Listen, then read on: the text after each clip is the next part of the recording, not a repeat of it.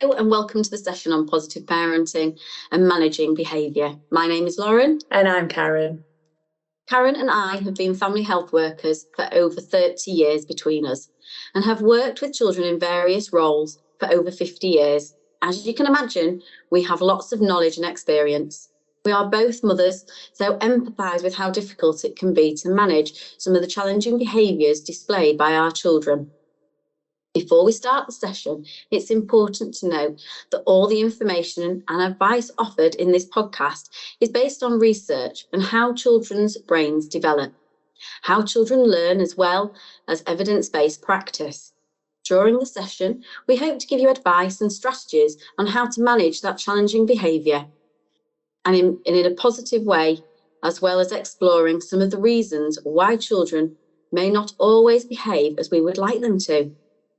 The aims and objectives of this podcast are to look at positive parenting and what this means, to explore some of the environmental factors which may affect our children's behaviour. Some of the more common challenging behaviours our children may display, some positive behaviour strategies and ideas of how to manage unwanted behaviour. Setting boundaries and why these are so important for children, rewards and the benefits offering, incentives, looking at ourselves as positive role models, and finally, some additional websites and resources for information on behaviour management and support. So what is positive parenting? In a nutshell, positive parenting is supporting children to make better choices with their behaviour. It is about setting clear and consistent boundaries so that children understand what is expected of them. It is rewarding positive behaviour and offering minimal attention for challenging and unwanted behaviour.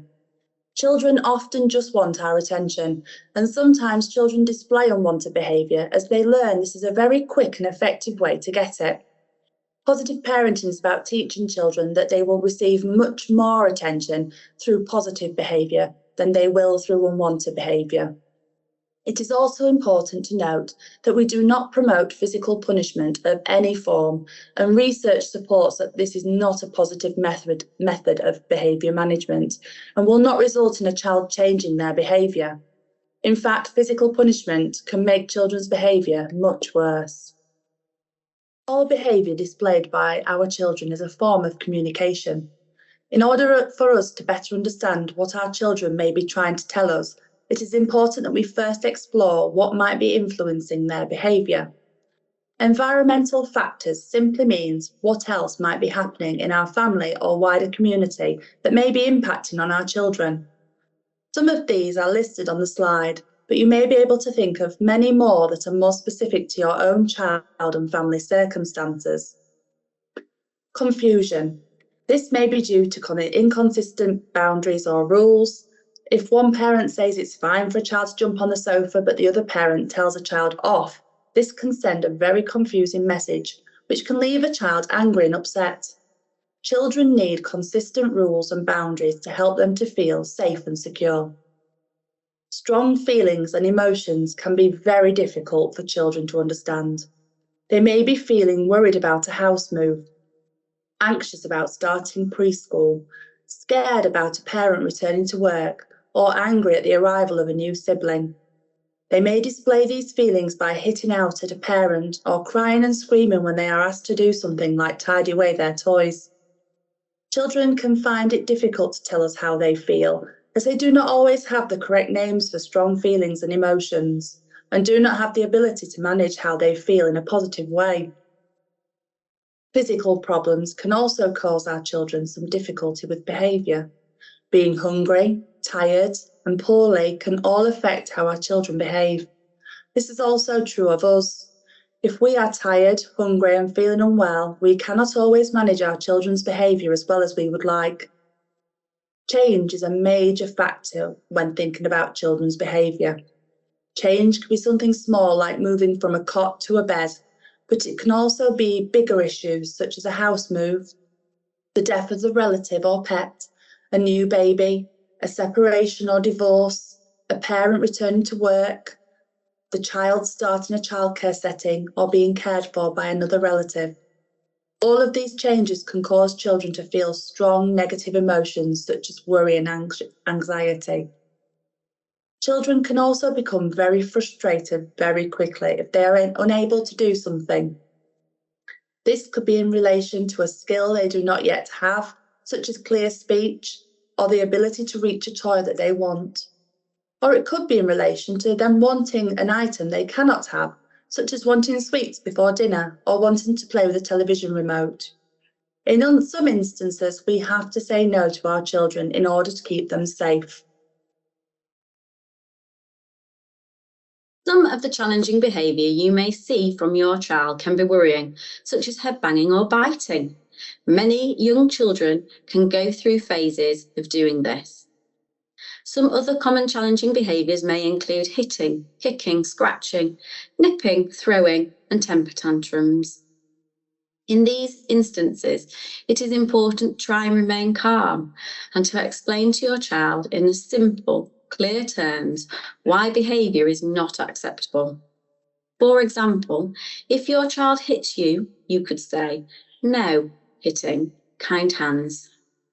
You could then offer the child an alternative activity, such as having a snack or getting out the building blocks. Distraction is a very effective strategy to stop unwanted behaviour. As we have previously discussed, understanding why your child may be displaying the challenging behaviour can often help you find a positive solution to the issue.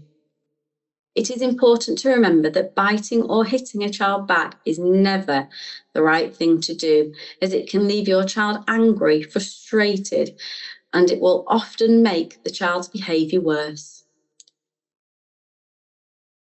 So, what positive strategies can you use to support behaviour?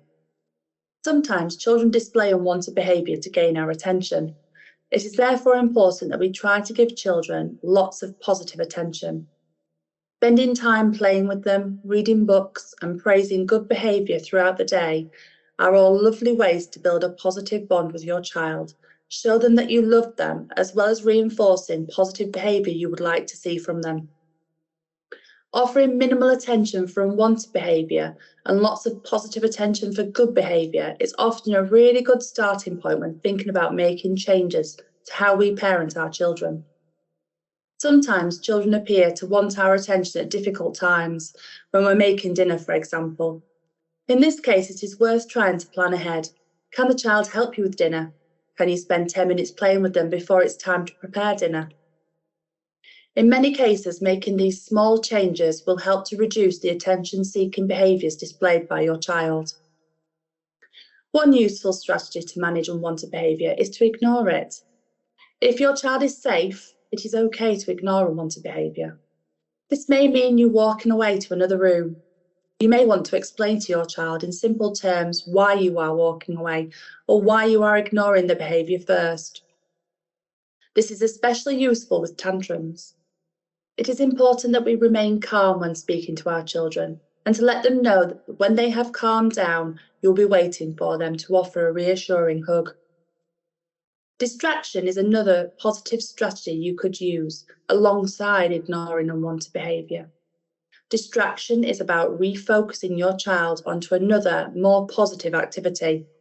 It gives the child time to forget what they were upset about, or will give you time to calm down to allow you to manage the behaviour in a more effective way. Try to think of 2 or 3 activities that your child enjoys to make using distraction easier. You could offer a snack, get out the building blocks, or ask the child to choose a book that you can then read together. Sometimes children just want to feel more in control of what is happening around them. You may find that sometimes your child will refuse to do something you've asked them to do. Rather than getting worked up, shouting, or repeating the instruction again, it is worth offering your child a choice. This choice should be limited to 2 options as to not overwhelm them. The choice could be related to which socks they want to wear or which cereal they want for breakfast. It can also be in relation to an activity that you want them to do, such as tidying away the toys. You could ask them, do you want to tidy away the cars or the blocks first? Make sure that all of the adults involved with your child are using the same strategies. As we have previously mentioned, being consistent is vital in changing behaviour. It is really important that all adults ignore temper tantrums. All adults use distraction. Otherwise, children become confused and incidents of challenging behaviour can increase. When we make changes to the way we respond to the challenging behaviour our children display, we may find that initially the behaviour can get worse. Children may try one final push in an attempt to get us to back down or to give in. It is important that despite this, we continue to implement the positive strategies consistently, as the behaviour will improve over time. Changing our children's behaviour takes time and effort on our part. We cannot expect our children's behaviour to change if we do not first change how we respond to them. Remember, we are the adult in this situation. It can be hard, but we must try to stay calm when managing unwanted behaviour. Responding in a calm manner can often help our children to calm down quicker. If we respond to unwanted behaviour with shouting, children may escalate the behaviour further, resulting in the behaviour getting worse or lasting even longer. One of the most underrated ways we can support our children's behaviour is simply through praise. Giving children specific praise not only reinforces what good behaviour we want to see, it increases the likelihood of it being repeated. It also raises our children's self-esteem and self-confidence. Praise shows our children that we are happy, proud, or impressed with the positive choice or behaviour that they are displaying. Children should be praised throughout the day for little and big achievements. This might be good listening when you put your shoes on when mummy asked, or could be super block building, good girl.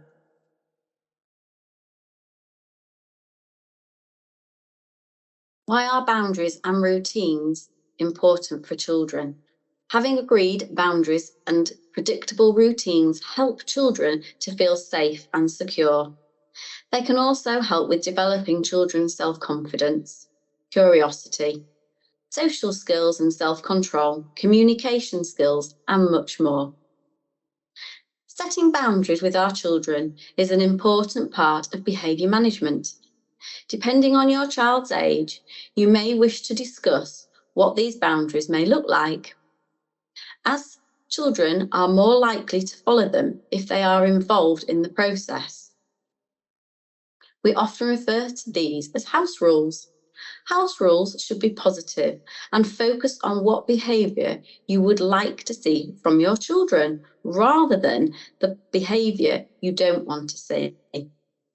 Focus on 2 to 5 house rules that are important to your family. Some examples may be kind hands, meaning we don't hit or smack, indoor voices, meaning no shouting, or toys tidied away when we have finished. It is important that all members of the family are aware of these rules and follow them. You may wish to write these on a piece of paper and stick them on a wall or a fridge. These will help you to remember what the house rules are and to refer back to them when needed. For example, if you hear your child shouting or screaming, you could calmly remind them, remember our house rules, indoor voices, we don't shout. Then offer praise if your child makes a positive choice. It is important to be consistent as possible when implementing house rules, otherwise children can become confused about exactly what is expected of them. The word no can often be a trigger for children, resulting in tantrums and upset. Taking the time to explain why we do not want certain behaviour using short, clear sentences is much more effective. Preventing a child from becoming upset is much easier in the long run than having to deal with a child who is upset already. We should keep the sentences age appropriate.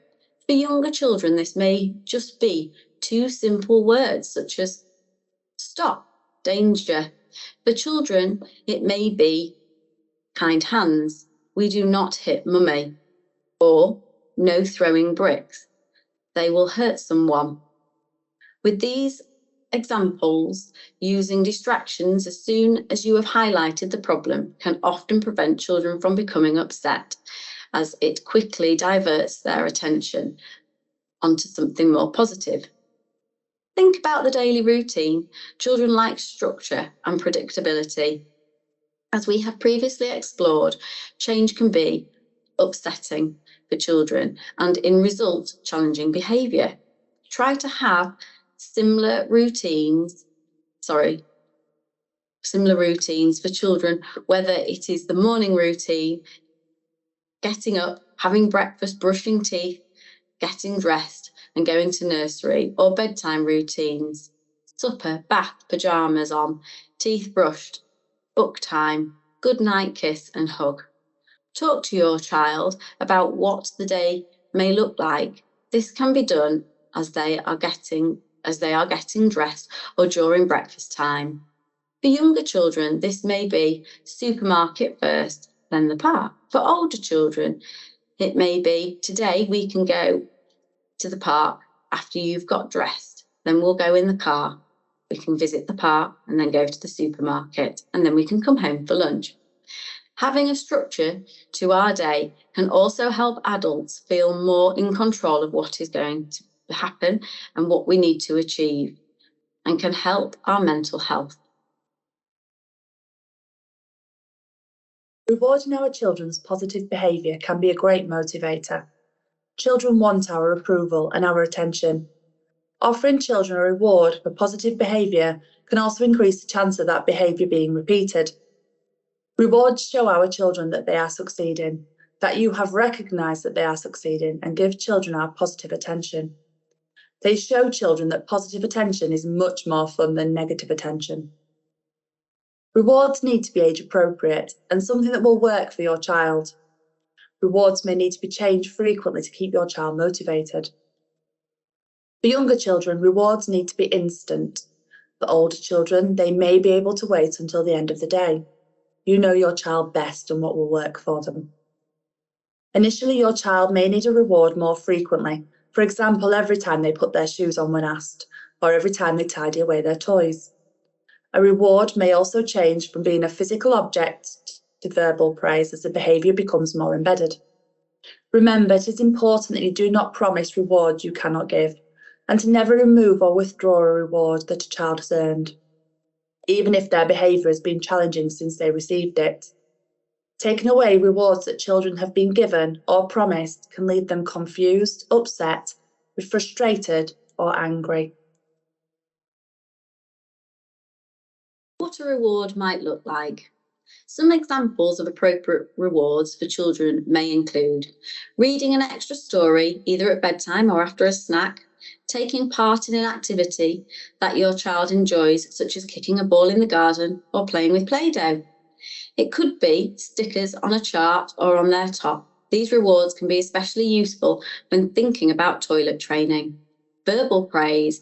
This is a really positive way to reward your child, as not only is it instant, you can do it everywhere you are and at any time. Hugs and kisses should always be offered to children, as just like verbal praise, we can give them anywhere at any time, and they are suitable for everything our child does. We could watch their favourite television programme with them. We could offer trips to the local park, to the library, or a play session at your local children's centre. Or you could ask your child what they feel would be an appropriate reward for certain behaviours.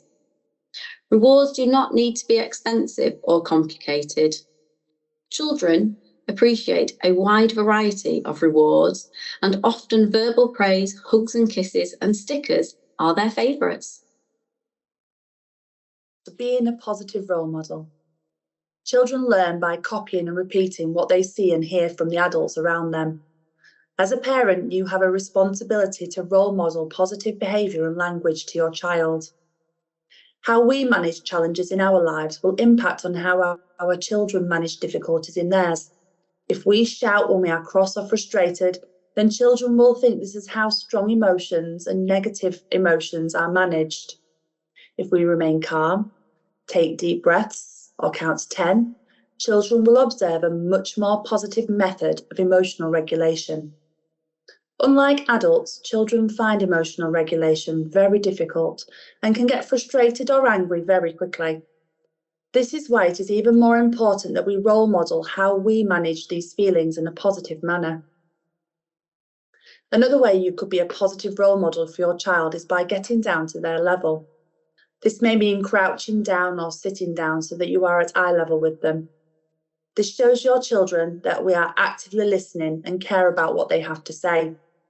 You are demonstrating important social and communication skills, such as how a conversation works, turn taking, listening skills, as well as boosting your child's self-esteem. We should try to stay calm and remain in control. You are the grown-up. If we can remain calm when our children are feeling frustrated or angry, this will help our children to feel calmer quicker. It can prevent our children from escalating further, making the behaviour last even longer. It can be hard to feel calm when our children are being challenging, but this is an important change we must make as parents. We can use events during our daily routine to role model appropriate behaviour. This could be at meal times when we sit together at the table if possible.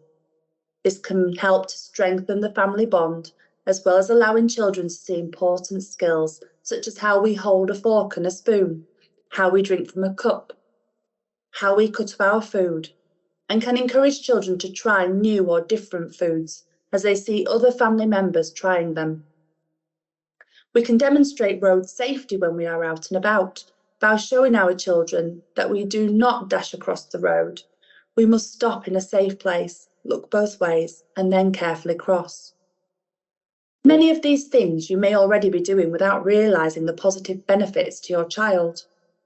Understanding how our behaviour can affect our children can help us to think about some of the changes we need to consider. So how can we start to make changes to how we parent our children?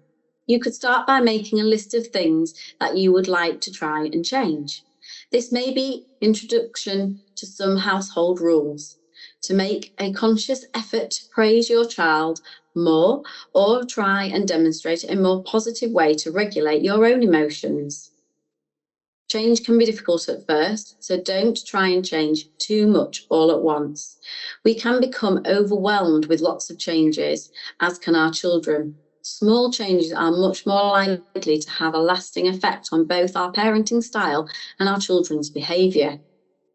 Positive change will take time.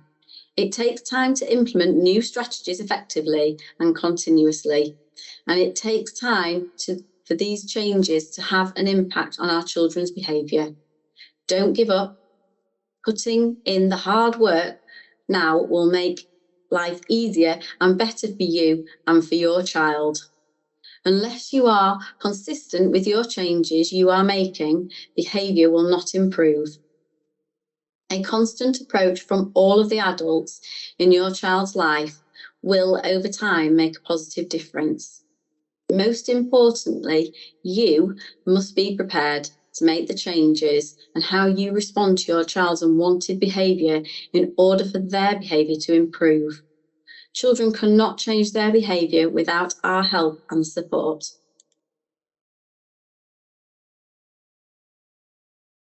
Being a parent can be tricky and at times can be extremely challenging. But being a parent can also be great fun and extremely rewarding too. None of us are perfect parents. We all make mistakes, and we all need support from time to time. Knowing what support is available can make the situation feel less overwhelming.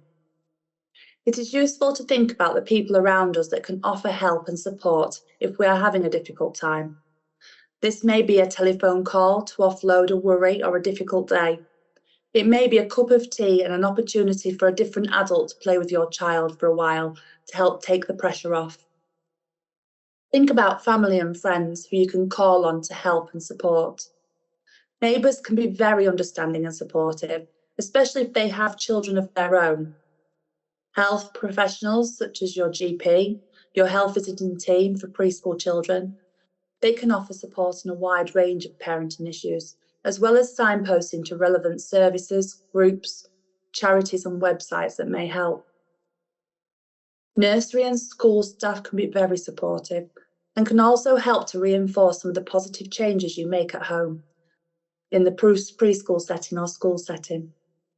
Your local children's centre is a great place to meet other parents with children of a similar age. It's a safe space where children can learn, explore and investigate a range of stimulating activities and resources, and most have wonderful outdoor areas too. Some sessions have early years staff that you can talk to about any worries you have, and they can offer advice or signpost you to an appropriate service or website. Some areas may also have playgroups or parent and toddler groups where you can meet other parents and caregivers and children can socialise and play. If you are struggling, please ask for help. We need to make sure that you feel both physically and mentally well in order to be able to be the very best parent you can be for your children. If you are struggling with your mental health, it is vital that you speak to a medical professional. Make sure you're registered at a local children's centre. Children's centres offer a wide range of play-based sessions and groups, including messy play and music sessions, to help promote learning and development. All children's centre activities are free, and once you are registered, you can access any of the children's centres across the county. Children's centres also offer parents an opportunity to meet other people with children of a similar age and possibly make new friends. This is especially important for our mental health and well-being. Some of the websites that can offer additional advice and support on positive parenting are Bernardo's and the NSPCC. Both have lots of information on positive parenting and managing difficulties.